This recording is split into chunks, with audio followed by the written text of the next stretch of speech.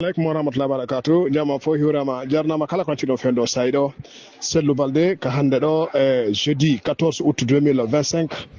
12h34 minutes heure de Conakry, même heure du côté de Dabola. Merci au groupe d'écoute du côté de Dabola. On fait welcome on jarnama ha hewta musidɓe meɗen hikkoɓe sengo du côté de Libye, Algérie, Maroc. On fait on welcome on jarnama mi hendike message ɗin ha hewta Lampedusa. Merci beaucoup à vous tous chers amis. Merci. Voilà, hare o yafoto mi to yeera e nde toɓɓerde mi yewti fi o bandirawo meɗen yitaɗo Bamako ɗo Sierra Leone ɗo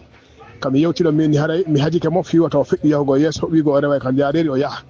haray j'ai reçu beaucoup de messages simɓe ɓuyi hollandira message ko ɗum waɗi simɓe waɗa réaction ko fi honno par ce que woɓɓe waɗi réaction ɗimo kala waɗi réaction mum on no famiri noon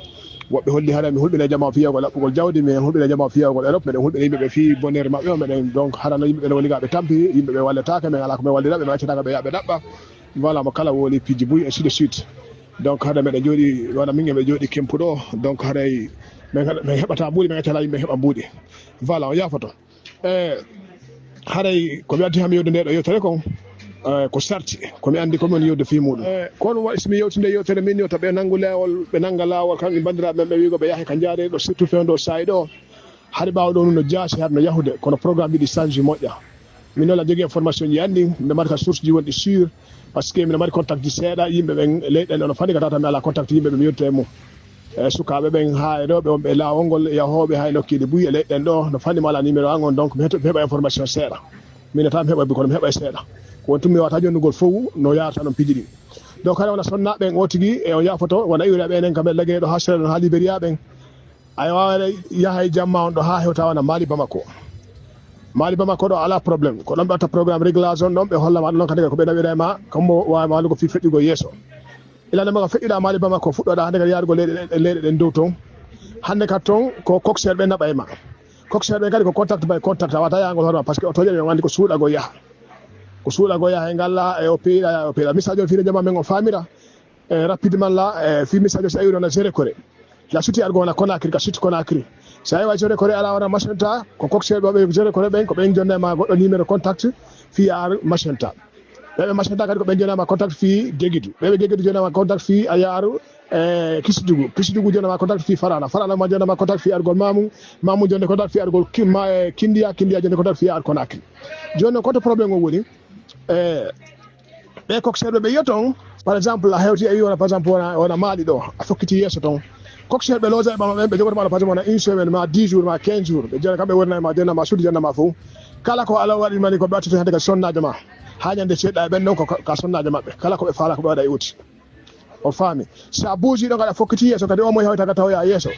on kadi ko noon guejjirema jogorema kañum kadi ha hewtoya ka hewta toon ko noon ɓe yahata ɗo yaha ɗon ɓe jaɓodirama ɗon ha wa bondolu c'est à dire wa donku wa bagage ha hewta Algérie sa hewti wona Algérie kadi ɓen ɗon ɓe looja wona rewɓe sappo nogayo e suudu wona rewɓe sappo jowo e appartement wona 3 chambres salon 2 chambres salon no toon woɓɓe kadi darde ɓe appartement ji ɓe ko ɗum gol e logigo ɓen rewɓe yaaɓe clandestine e ɗuma so ɓe ari ɓe loginima ɗon yimɓe kadi aɗa ɗaɓɓugo ɓe sonnaɓe ɓe yimɓe aɗa ɓe ɗaɓɓugo ɓe sonnaɓe kañum kadi o yafoto ɓen kadi aɗay yoɓa 2500 dinar so ɓe yoɓi 2500 dinar on 2000 on ko jooma sundu ko sonnajo on jeeyi o yafoto $500 on ko jooma sundu jeeyi donc noon business on guerte ɗon kadi ko ɗon wonta ɗon siko lebbi ɗiɗi siko lebbi tati ko ɗon wonta ɗon kadi ha hitande Allah waɗanma feere heɓuɗa no feƴƴira yesso to wo tanti ha noon sa kadi fi lumboygo yesso sa buuji kadi feƴƴe ko lumboygo yesso ton kadi ko Allah andi ko ni yesso ton ko ɗon kadi ɓurani metti sifade donc hare ko ɗi probléme ɗiɗi mi andi fi muɗum mi sifana fi muɗum ɗo tata wonɓe victime e muɗum woodi ko sifanela fi muɗum programme no yaano haala feƴƴi noon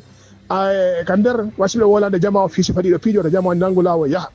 wona a ñango yimɓeɓe wallahi mimi a ñana goto e hunde no tori Allah kala ka wonɗa ɗo yo Allah uttane asike ma o ɓurɓe asikede ɓe ko heɓɓe jawdi ka mum ɓen wona misal ɓe yimɓe men wonɓe wona géré kone ma Kamsar ma Bokke ma Labe ma ka sous-préfet ji men jibinaɓe ɗon ɗaɓɓi ɗon heeɓi ɗon ɓe ɓen asika ɓuuri ko taga kon fou donc andi Allah tigi no yoti fiɗum ɗon donc haray wonde yaltidi laɓɓaɓe kadi no asika kono noon ko ɓuuri asika ko ɗaɓɓuɗo ka mum heeɓi ka mum ko on ɓuuri asike donc haray ko saɓenoma ɗi yewtere ɗi piiji ɗo wasi min mbiɗa wiide jama o yo jama on tabuto wona ka muɗum jindi ɗo wona si goɗɗo woni ɗo ha o janggi ɗo o heeɓi diplôme yo débrouille ha o débrouille o jangga ɗo o golla seeɗa ha saymo fala goɗɗo porte o yaahe ma so heeɓi feere ñande go ko naɓamo o naɓay hara ko visa o yaati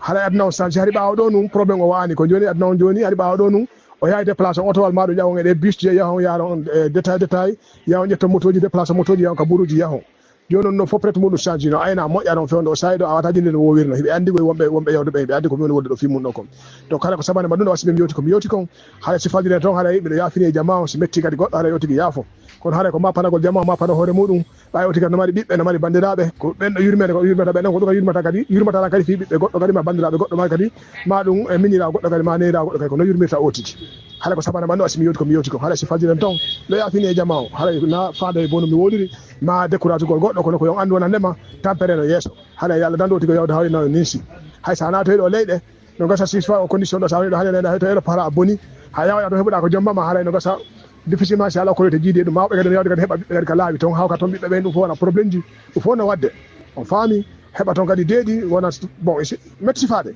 donc haɗa ko sabane waɗi piiji ɗon asimi mi yewti komi yewti kon haɗa si faljere toon miɗo yaafine moɗon inchallahu min arta moɗo kadi programme yaade weɗɗi haɗa ko goto inchallahu haɗa so wi meɗen yewde ko ɓay meɗen andi ɗon jentade men ko ɓay kadi ɗon jonde men haqqille komin yewtita komin ɗon hollino kadi feere ko honnu men dowa yewde ma ko honnu men dowa accude haɗa meɗen welta no foppete moɗon sellitoɓen e yettoɓen e hutoroɓen kadi eɓe ala kadi waɗi hutoroɓen so tawi woni tawi kadi nonde ella haɗa kadi ɓe yintata men kadi men yittaga ella won inchallahu assalamu aleykum wa rahmatullahi wa barakatuh ñande jam